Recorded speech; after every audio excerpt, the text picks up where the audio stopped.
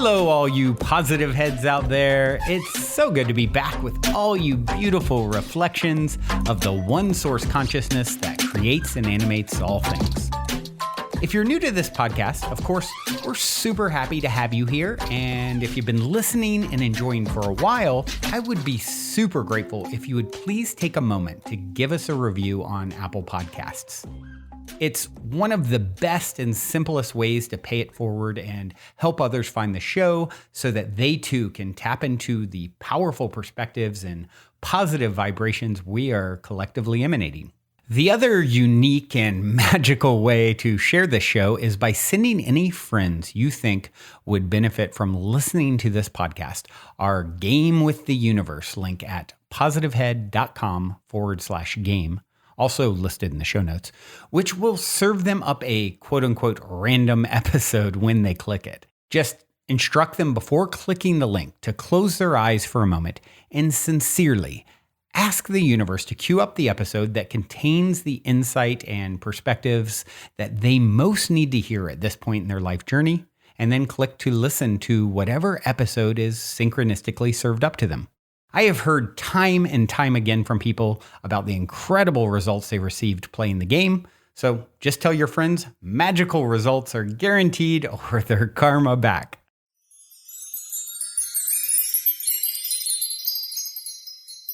All right, all you positive heads, welcome, welcome. Here we grow again. It is a magnificent Monday here in the studio as I record.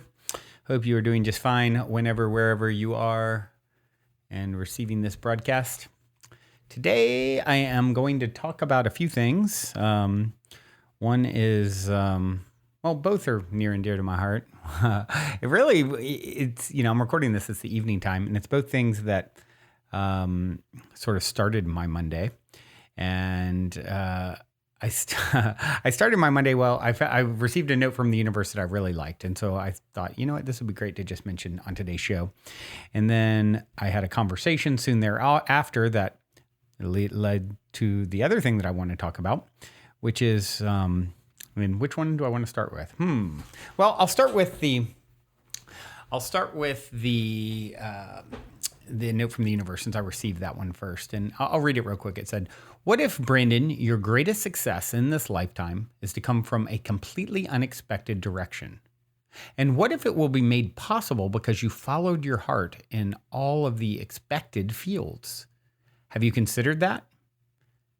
And then it's follow your heart, Brandon, no matter what, as the down below. So, I really love this. It really jumped out at me because I know there's so many of us that guess and second guess and triple guess, what to do and which direction to go and what am I, how do I get it right? How do I make the right decisions? And do I go to college? Do I not? Do I take the job? Do I not? Do I, and really the question should be, am I following my heart?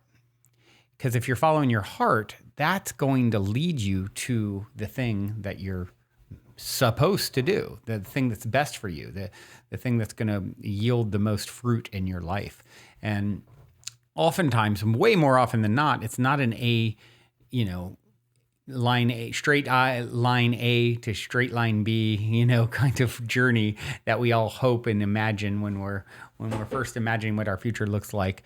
Most folks who've done some living on, let's say, aren't 20 years old listening to this would laugh at kind of what they thought at that time about how things would unfold and maybe the simplicity of it. And it's like, you've probably seen these memes where it says, here's what I think my life would look like, and it's a straight line, and then here's what it actually is, and it's crazy zigzags. And I think that's for most people. So if you can know that and really understand that it's never going to be in a straight direct line, then maybe the stop-off point at the job you hated led to the job that you do, led to the career, because, I think of my partner, she got in trouble when she was, a teenager. She got in some pretty big trouble, and it led to her arrest, and her arrest then led to her having to do community service, and then community service led to her finding a career that she's super passionate about helping children with emotional disturbances and speech language pathologists, et cetera. So, that was not a straight line. It was a zigzag. And so if you can know that going into anything that you're doing, it's like, isn't that a great barometer? Like if I can just say, well, I don't know whether I should do this thing or not. What does my heart say? Instead of all the mental activity of trying to calculate and figure it out. And well, what does it pay? And will this, and is this trendy? Is this popular? Does this will it hold up under appearances to my neighbors or my family or whatever it is? That's mental stuff, as opposed to being in your heart. And if you follow your heart, then that's going to lead you right where you need to go. And it's not if, but when it looks and feels maybe more like what you'd expect. The hope of, I'm at peace. I feel fulfilled. All that thing that we're reaching for, that is an inevitable stopping off point when you follow your heart. So yeah, I think that's a really powerful, it's so powerful. If I could have gotten that, especially those of us, some people really mental, cerebral, most people are more in their head in our culture. I would say it's safe to say than their heart. It's just sort of natural. We've actually praised that, right, in our society, and I think it's changing and shifting some, where people realize how much the heart intelligence and like Deborah who's been on the show as a soul share guest from Heart Math, and looking at the power of the heart, when compared to the head, and you really the brain, you really need them both, but the heart is meant to steer the ship, and if the heart isn't steering the ship, you have got, you're not optimized, and sort of you got the wrong organ in the wrong position. So yeah, really liked this a lot, and just the simplicity of its explanation. So to move along to the next little thing that happened to me this morning that led to what I want to talk about was I traveled this last weekend. Speaking of following the heart, I went to a wedding and I got back in town, and I found myself Monday morning, some catching up to do, a lot on my plate. And got on the phone with my mother, and, as Ram Dass brilliantly put it, if you think you're enlightened, spend a week with your family. And a lot of times our parents can be the biggest triggers in our life. And she said something that I didn't like, and next thing I know, I am agitated and just really way more heated than I should be, and certainly be much less starting off my week and my morning, in this way. And we ended up kind of hanging up like I'll talk to you later, and it was interesting for me because, I've talked about it a lot on the show, dealing with and getting over heated, agitated energy has definitely been my biggest challenge. I'm fiery, and when that's put in a good direction, I get a lot done and accomplish a lot and inspire a lot of people and inspire myself. And when it's the other side of that sort is, burning things down and getting my nervous system dysregulated, and, realizing it's one of those things where what I found is when I get in that state, it's the results. I don't know if you guys see this or not, but it's like, it gets worse. Like what I found is when I get dysregulated, it seems to last longer, that my nervous system is kind of out of whack and I'm feeling just like off. And I feel like maybe it's like lessons that I should have learned or gotten better at, or when I am not impressed with the way I navigated a situation, it's like I am almost suffering longer as a result. Kind of like maybe, I don't know, someone who's doing substances too much or something. It's like it compounding negative. So that's what I felt like this morning. It was like, wow, for several hours after that, I just didn't feel great. I didn't feel myself. I didn't feel, in the state. I had a lot to do, a lot to catch up on, a lot I was excited about doing. And then boom, this triggered me. I got dysregulated, wasn't particularly impressed with my behavior, and my nervous system was out of whack for hours. And, then to a Abraham clip, and heard a piece of it where it was talking importance about being right. And it doesn't matter about being right as much as staying in harmony with who you are. And it's like getting more sensitive. Man, this is such a big one. When you can see you're going down a path way a thought and you're choosing what you think and lock into next when something's maybe a disagreement is arising, it is crucial to stay in harmony with who you are, because when you're not, the consequences are, do you want to be at peace or do you want to be happy? Do you want to allow someone else's perspective to cause your, nervous system to completely go haywire and throw you, not only during that moment, but for, potentially hours or even longer, who knows, depending on the situation afterwards? It's just not worth it. And so, I just want to stress like this, when you find yourself getting into that state, getting out of like needing to be right, it is such a big one to overcome for all of us. I know better in the moment someone's arguing or disagreeing and I feel like I'm in the right, man, it is such a natural reaction. There are so many neural pathways burned into our brains to start just hold down the fort, defend and charge forward at all costs. And it's like, no, not at all costs. It's too expensive. It's too expensive.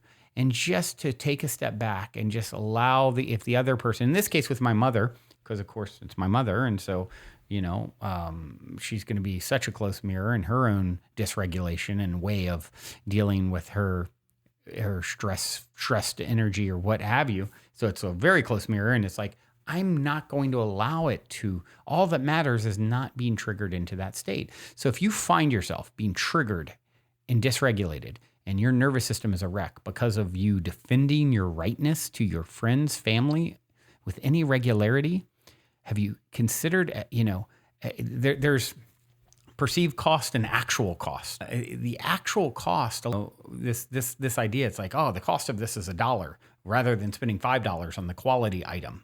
Yeah, there's the perceived cost, I saved $4. No, the actual cost is much greater. You had to drive further. Then when it breaks down, you have to go replace it. And, so really, what is the perceived cost? Is a victory worth it? I'm finding, I think the universe is just getting louder. Anytime I'm dysregulated, it's like, oh, okay, now we're going to make it even clearer to you how you didn't win. And so I just want to pass that along. I want to share that one today. Both these things are prevalent and real time on my Monday.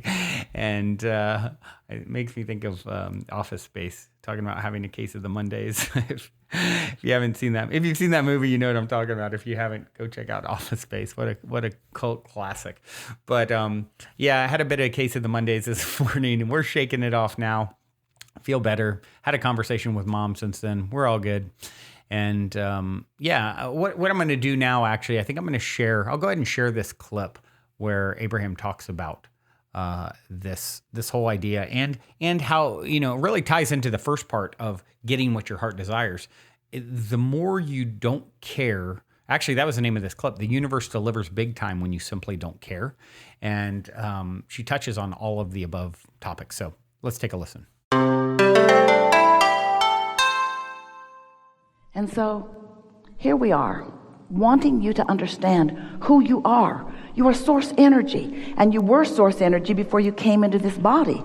But the thing that most of you do not realize is that you were source energy before you came into this body, and the larger part of you still is.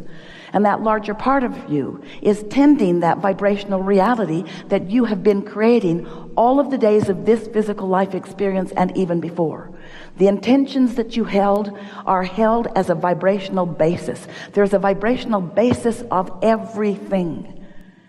And that's what man wants to call source. That's what man wants to call God. It is the culmination of all of that positive becoming over all of the beingness that we all have been or are being. So that non-physical part of you exists, and it has a point of attraction. Now, by that point of attraction, what we mean is that you is offering a vibration, and law of attraction is responding to that vibration. And since that vibration is all about love and all about what you are desiring, it's a point of attraction that is only what you would call positive. Here you are, focused, in your own right, in your own personality, thinking about things, talking to people, noticing things, remembering things, imagining things, past, present, future. Your mind's all over the place, just as you knew it would be. And in all of that thinking that you are doing, blessed, deliberate, and sometimes not, focused, and sometimes not, physical creators, you are finding vibrational harmony or not with that source energy that is you. So when you launch the rocket that asks for more prosperity is being summoned to that vibrational point of you. But if you are not feeling happy about the idea of prosperity, if you are doubting it or suffering in not enough of it, if you're focused upon the absence of it, then without meaning to, you are holding yourself in vibrational discord with your own creation. And this is something that we want you to understand, because that is the only thing that ever gives you negative emotion. You think it's what somebody else is doing. That one's driving me crazy. That one is immoral. That one is doing wrong things. That one is bad in this way or this way or this way. But what's really happening is, whenever you feel negative emotion, you are out of vibrational sync with who you have become. It's important to understand that you will always be, we will all always be in the state of perpetual becoming. You cannot hold it back. So, in continuing with Jerry's question and passionate desire about how thoughts are actually turned to things, we want you to understand these things. You live in a vibrational universe, and you are vibrational beings, and everything around you is too, which means you are broadcasting a signal which you can control. But you've got to have some sense of what the control is. In other words, do you gather together in large groups and take a consensus and then do that? That's not working out very well, is it? Ask the Republicans or the Democrats. They're all failing at it. Go into any church or synagogue. Is that the answer? Well, while there are nice things to be experienced there, as they pit themselves against one another, claiming the only right doing, that's not the answer to alignment. That's not what you came to experience. You came knowing that there would be diversity, that there would be a lot of difference around you. And you blessed that idea because you knew that out of it would come your clarity of what you, the creator, chooses to create in this meaningful life experience that is you. So you were born with this sensitivity, these senses to translate vibration. Your eyes translate vibration, that's why you see. Vibrational interpretation. Eyes, ears, nose, fingertips, tongue, all vibrational interpreters. But you have an emotional center that is your true vibrational interpreter, because that interprets the variance between the source that you were when you were born and that you have added to ever since, that source energy, God being that you are, that vibration and the vibration of you. For example, you've asked for much more money, and that non-physical part of you stands in utter prosperity with endless knowledge about avenues for you to realize, to turn those vibrations into dollars. You said to us, all right, Abraham, we accept that there's a vortex. All right. How do we get our money out of the vortex and into the bank? And we're going to talk about that all day here today. How do you get what you desire, what you have created? How do you turn it to something that is tangible for you? How do you make it manifest? How do you make it actualize? How do you get to see it? How do you get to enjoy it fully? And should you? The answer to that is unequivocally yes.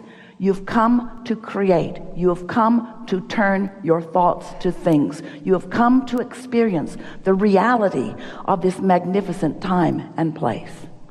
So, once you accept that you are a vibrational being, and once you accept that your emotions are letting you know the vibrational variance or harmony between what you've become and what you're doing right here, now you're off and running. Now you have guidance that will serve you all day, every day.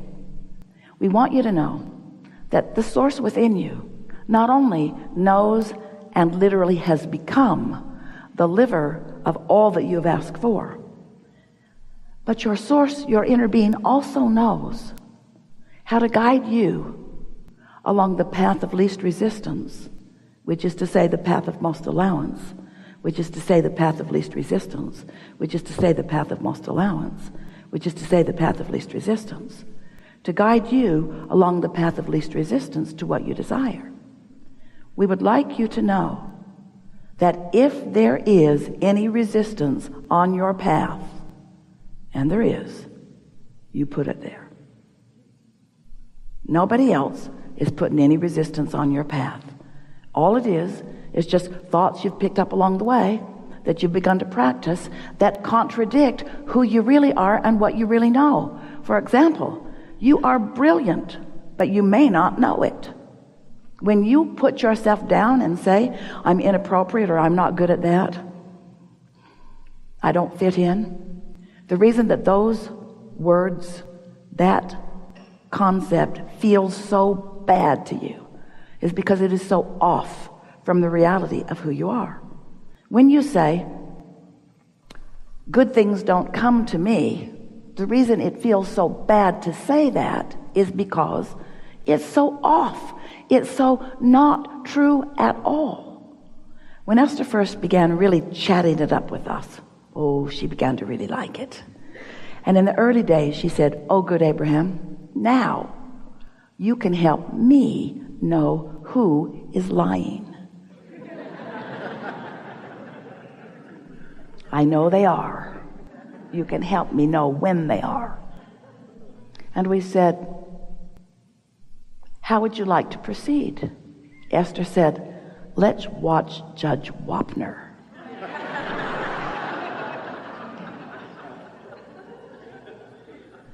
So people came in and told their stories, very different stories.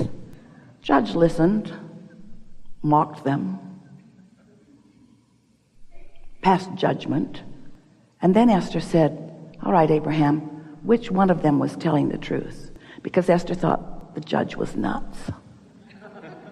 Which one of them is telling the truth?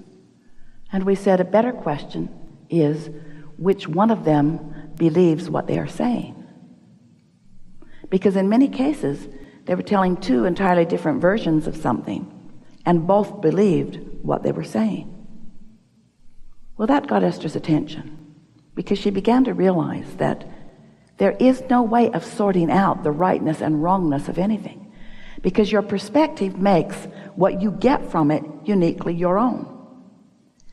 And so to try to convince others to hear your side of any story is really a futile and foolish way to go about life, because they all think something different, because there are not two vantage points that are the same. And the more you try to convince them of what your vantage point is, the more you get out of sync with who you really are. Because in that defending or justifying, you hold yourself vibrationally in discord. And so Esther said, well, then how do I know? And we said, it doesn't really matter if your opinion agrees with or disagrees with anyone on the planet. The only thing that matters is that you stay in vibrational concert or accord or harmony with you, with what you have created, with who you really are. So that means you got to care about how you feel. That means you got to think your thoughts slowly enough that you can feel which thought is the bugaboo that you've just introduced. That means you have to become receptive to your own emotions and aware that anytime, every time, 100% of the time, no exception, that you feel negative emotion, you are out of sync with the whole of you, and you have put resistance on your path. You've created your own stumbling block, and you are resisting the natural flow of well-being that would be there if you were not doing that thing you're doing that's causing you to feel the negative emotion. Don't you like knowing that? But there's stuff happening that you might be looking at. And when you look at something that gives you negative emotion, it's like holding that cork under the water. And for the time it's under the water, it does not feel good. But any time you can turn your attention away from whatever it is that's got your cork under the water, got your negative emotion coming, just let go of it by focusing somewhere else. And that cork will quickly bob right back to the surface, right where you belong.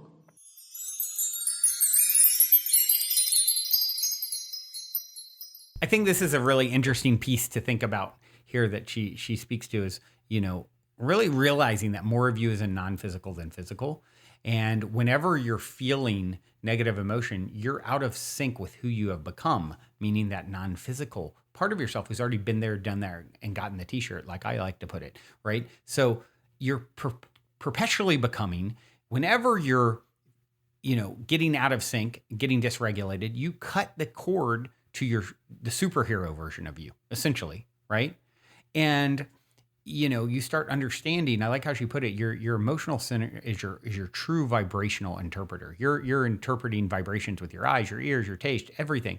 And your emotional center is the most powerful vibrational interpreter.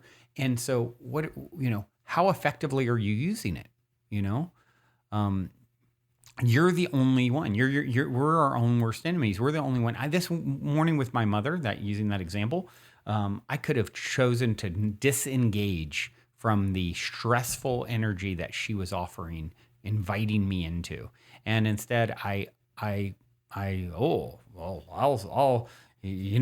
rise to the occasion and be stressed back, and then next thing you know, it's like, building on each other. So, and I love how she said, Abraham puts it here, truths are relative, and to talking about the judge, the whole judge thing, and who's true and who's not, which one believes what they are saying. That's so trying to convince others is futile because it's all about vantage points. And if you're just justifying yourself and you're gonna die on that hill, you're holding yourself in discord, and you're cutting yourself off from your superpower strengths, this non-physical version of yourself that's already done it all, been there, done it, got it. They're the master blaster version of yourself, and you're saying, nope, I don't want those powers. I'm going to hold myself here in discord and prove my rightness. All that matters, doesn't matter about being right and agreeing and finding someone to agree with you. Just stay in harmony with who you are. And that becoming your primary mode of operation, man, that's truly becoming a superhero. That's where it's at for each and every one of us. I firmly, firmly believe. We stop resisting the natural flow of well-being by doing this. We let go of the cork under the water, as she puts it, and we become our greatest and greatest self. That's my story for this Monday. I'm sticking to it. Hope it has been beneficial to you in some way, shape, or form. I know it has me. Thanks for listening. I do have a epic song to play for you, a new one by East Forest with Peter Broderick called Landscape. Great track. Hope you enjoy. Till next time, journey well.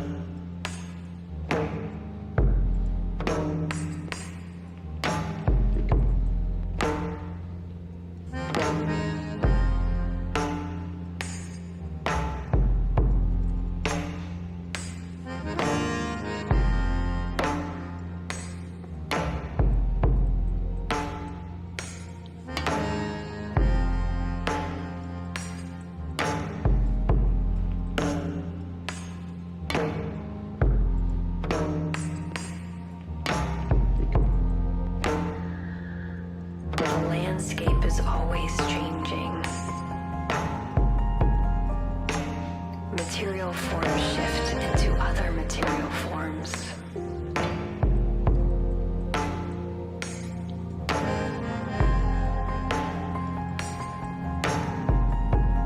In a sense, what's here today may be gone tomorrow.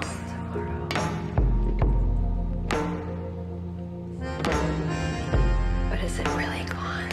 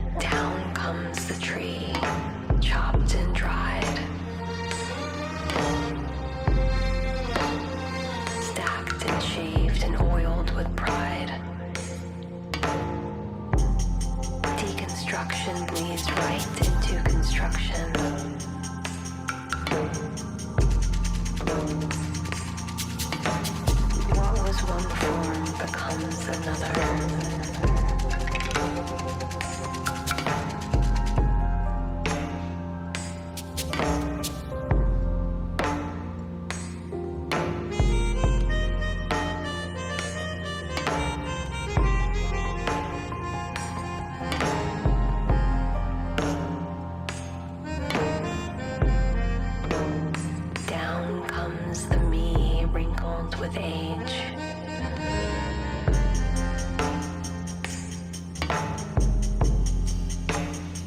One story ends and we turn the page.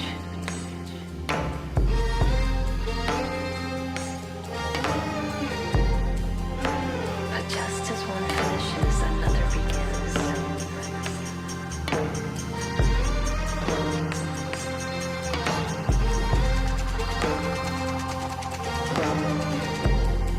The universe can recycle as well.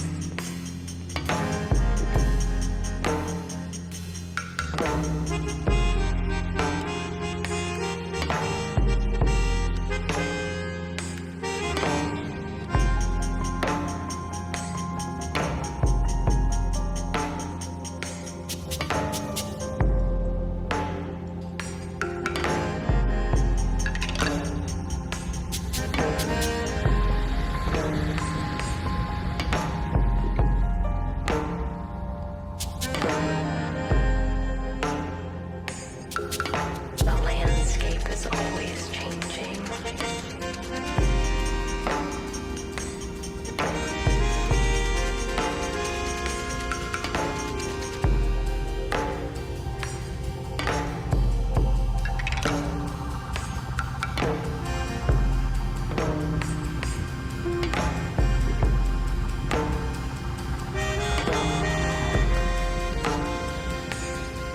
Ever in a state of change.